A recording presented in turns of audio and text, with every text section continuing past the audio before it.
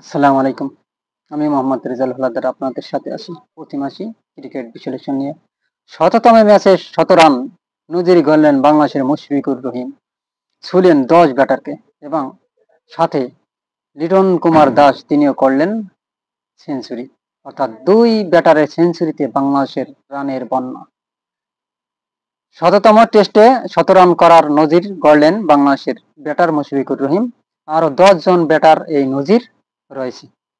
তবে বাংলাদেশের হয়ে এই নজির একা মুশফিকেরই। শততম টেস্টে খেলতে নেমে প্রথম দিনে খেলা শেষে অপরাজিত ছিলেন ৯৯ রানে। বৃহস্পতিবার সকালে ১ রান করে ফেলেন মুশফিকুর রহিম। শততম টেস্টে ১৭ রান করার নজির গড়লেন বাংলাদেশের ব্যাটার। আরও ১০ জন ব্যাটার এই নজিরে রয়েছেন। তবে বাংলাদেশের হয়ে এই নজির একাই মুশফিকেরই।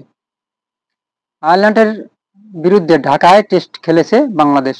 প্রথম ৩টি বল ধরে খেলেন মুশফিকুর। এরপর জর্ডান নীলের চতুর্থ বলে ১ রান নিয়ে নজির গড়েন মুশফিকুর রহিমান।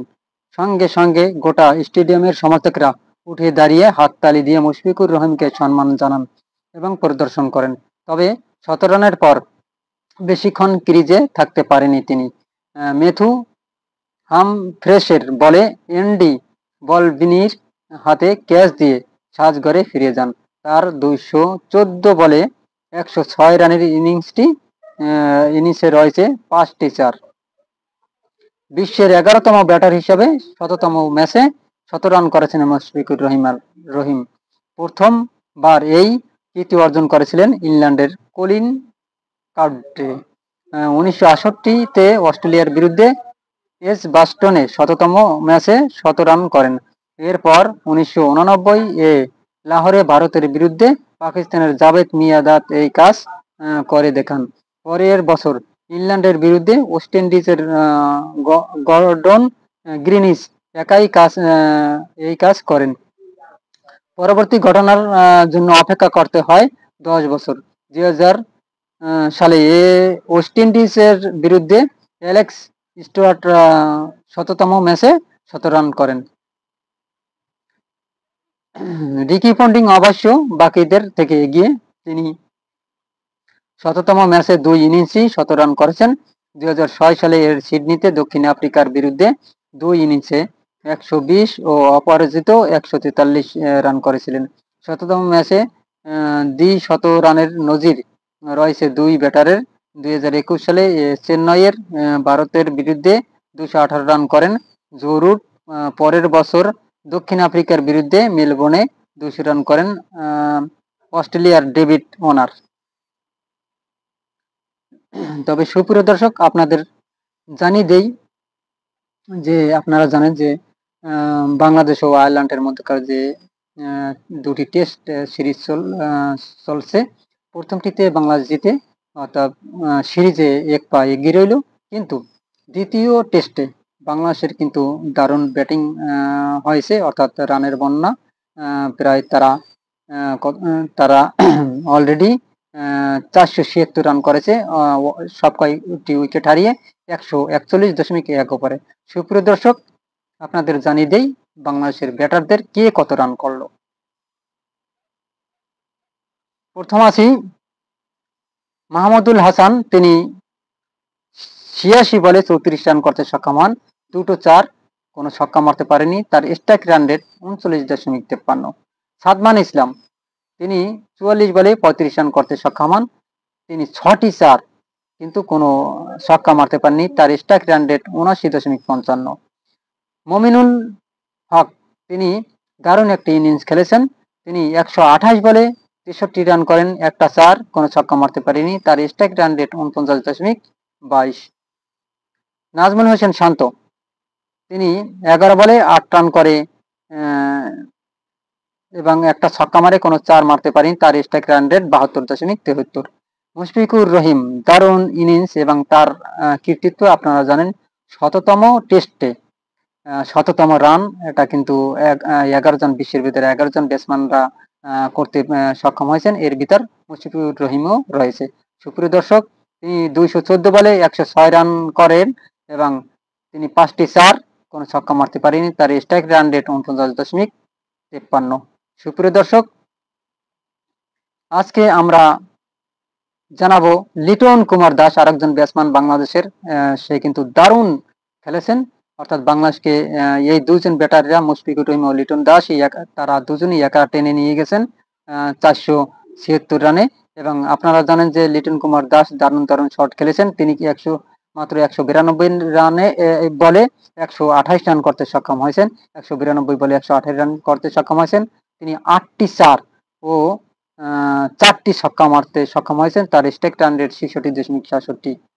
তারপর মেহেদী হাসান মিরাজ দারুণ নক করেছেন, কিন্তু তার হাফ সেঞ্চুরি থাকার কথা ছিল এমত অবস্থায়। তিনি 107 বলে 47 রান করতে সক্ষম হয়েছেন, অর্থাৎ তিনি 3টি চার একটা ছক্কা মেরেছেন। তার স্ট্রাইক রান রেট হচ্ছে 43.93। তাইজুল ইসলাম তিনি 10 বল খেলে 4 রান করতে সক্ষম হয়েছেন। তিনি কোনো ছক্কা বা চার মারতে পারেনি। তার স্ট্রাইক রান রেট হয়েছে 40। তারপর হাসান মুরাদ তিনি 22 বলে 11 রান করতে সক্ষম হয়েছেন। তিনি একটা চার, কোনো ছক্কা মারতে পারেনি। তার স্ট্রাইক রান রেট 50। ইবাদত হোসেন তিনি 24 বলে 18 রান করতে সক্ষম হয়েছেন। তিনি 3টা চার একটা ছক্কা মেরেছেন। তার strike run rate 75। Khaled Ahmed তিনি 12 বলে 8 রান করতে সক্ষম হয়েছেন। তিনি কোনো চার মারতে পারেনি, তবে একটা ছক্কা মেরেছেন। তার স্ট্রাইক রান রেট হয়েছে 66.67। এক্সট্রা রান দিয়েছেন 14।